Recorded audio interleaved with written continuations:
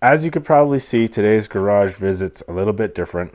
We've made some much needed improvements in here. We've added a shelf, a couple shelves, and some workbenches, and just clean up the general space where we hang out and work on projects. So today I'm not going to be doing a project. I'm not going to be fixing the platform or anything like that because it is still kind of cold.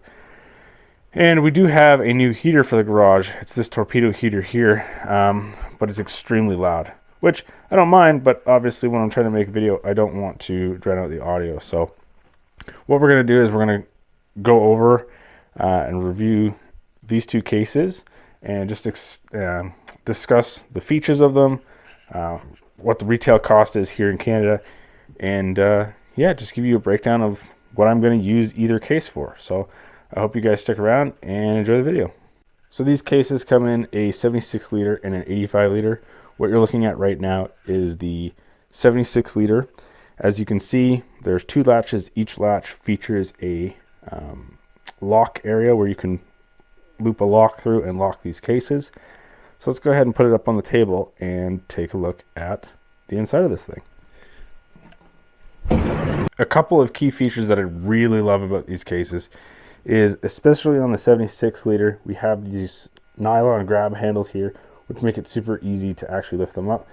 Each case also features a dedicated bottle opener. So, you know, if you're using this on a roof rack, maybe not as convenient, but if you're putting one in the bed like I am, then you have a bottle opener in a decent reach. Again, really quality, good quality latches on both sides. Like I said, features a section where you can add a lock. Each one of these containers opens with a, I guess, a hydraulics strut. Roto formed, so you get this really nice seal inside here, which makes it virtually waterproof, water resistant, I should say. I shouldn't say waterproof because water gets into everything. But if you look, large amount of space in 76 liters, of course. Both cases also feature this beautiful molly panel, which you can put, you know, for me, for this one specifically, I'm likely going to put all my kitchen utensils in this and my stove. It'll sit on the bottom. And I'm really trying to minimize how much space I'm wasting with larger totes. So this will be great. I can put my cutlery up here. I can put my cookware down there, and it's all enclosed. This case, wanting to get a case like this, has been on my list for a while. And the reason for it is the tote that I've been using, the yellow one, it's obviously not weather resistant. And if I travel, and I travel with a full cab of clothes, backpacks, whatever, it takes a ton of space, and I can't put the other tote in the back of the truck, in the bed of the truck, because, you know, the elements will get to it. So with this, switching it up, this is going to go on a bed slide, and I'll be able to put things in it and keep it out of the elements, and that makes me extremely excited and very happy. So let's go ahead and take a look at what's inside of the old container or old storage bin. So again, we've got fire gloves, some paper towel, pot and pan set, 2 plates. Now we've kind of started switching over to paper plates because we can just, you know, throw them in the trash or throw them in the fire pit and burn whatever's on them. But here you go. Here's just basically what we downsized to. We were actually using a 106 liter tote, and we downsized to 75. Now we're going to go up by 1 liter to 76 and fit everything in here just the same. Oh, that's where that went. Anyway, yeah, let's go ahead and transfer it over. And like I said, hopefully we don't have any issue with the Martin grill having to be stuck on top. So let's get into it. So one thing you'll notice here is the abundance of green propane. These green propane tanks will be a thing of the past this year. I did have a propane tank on the back of the truck some time ago, and unfortunately it was stolen off of the truck. Somebody cut the straps, so I lost it. I'm going to go ahead and obviously rebuy the same bag. Shout out to Adventure Trail Gear. And yeah, basically get the truck situated for this year, especially with us going to Colorado. So super important. I should also give another shout out to Mountain Hatch. I love this cutting board. It's amazing. There's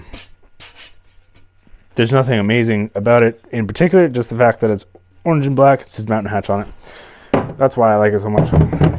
Anyway, I was just thinking to myself while I'm packing this, that I wonder if I can find somewhere or someone, or just make something that would hold a tissue paper roll off this mold panel.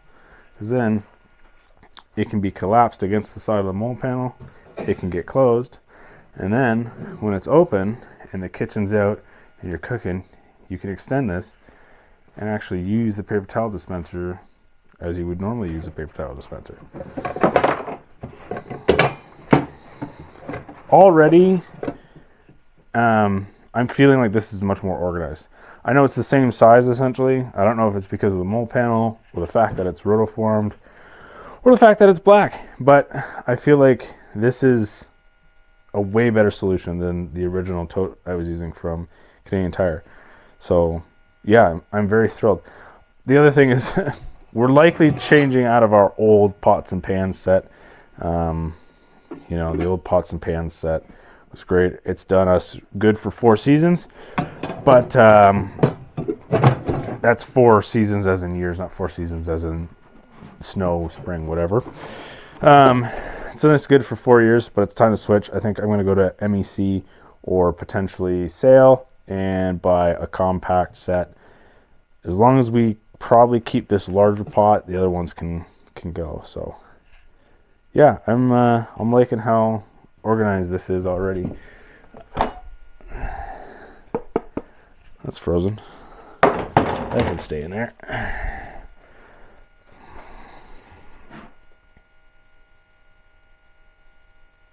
That is me on a daily basis. So, especially with some of the coworkers I have.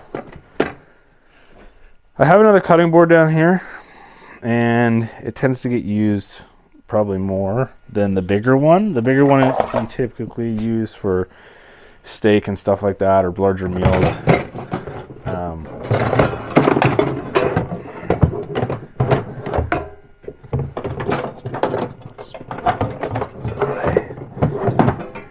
See if that'll fit in there like that. That goes there, that goes there, that goes there. Let's see if she closes.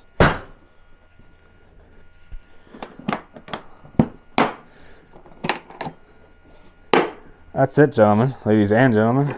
She's closed. Now,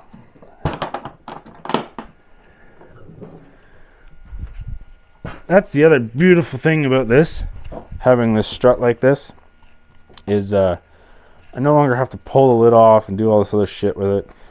I can just open it up when I want something, and it's going to stay open. I cannot tell you the amount of times I've wanted to throw this previous bin across the campsite because I go to lift up this lid.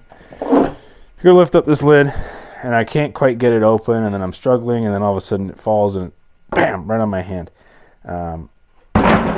That would piss anybody off, and there's been hundreds of times where I'm like, I'm going to yeet this thing into the campfire. So there you have it. Repacked. Looks good. Again, it's only a liter difference, but that liter, I guess, made a big difference because I can get this closed and latched.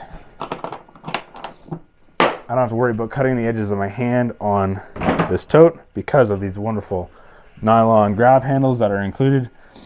I can just lift it up, move it out of the way. Voila. So this isn't a review per se. This is definitely a first impressions video. So yeah, there you go. So this brings us to the end of our second episode here of the garage series. Obviously you just saw that I did a first time impression on the Go Overland rugged cases. I unpacked the previous case and gave you kind of the rundown on why I wanted to change from that 75 liter to this 76 liter rugged case from Go Overland Canada and the features that it has. So this is really going to help me keep organized this year, especially when we're going on this larger trip. Again, I think the larger one is likely going to be, you know, if we bring a kayak or we bring, you know, whatever we bring, it'll mostly be in there. That's going to be recovery. It's going to be, you know, our life jackets. It's going to be whatever we decide needs to be up in the roof instead of in the bed of the truck or in the cab of the truck. Camera bag, all that. The 76 liter, like I said, it's going on a bed slide. It's going to be bolted down. It's going to house all of our kitchen essentials, and it'll be really convenient that I don't have to, you know, lug it out of the cab of the truck, because that's what I was having to do with the Costco one or the Canadian Tire one. Is I have to move it out of the seat, put it in the bed of the truck, use it throughout the day, and then it was like, oh, we got to put it in the cab at night for bears or whatever. You probably should still put the Go Overland one in the vehicle, especially if you're in bear country, but I feel more comfortable if I happen to leave it out or whatever the case may be. No pun intended. I can leave it out on the bed slide and not feel like the smell is going to get out and get at whatever animals. Plus, we're generally pretty clean. We pretty much clean up after ourselves immediately when we're done cooking, so the smell doesn't really linger at all. So yeah, that's it for the Go Overland cases. That's it for the garage episode series, or garage series episode 2, whatever you want to call it. I appreciate you guys for sticking around. Again, I hope you enjoyed the second episode.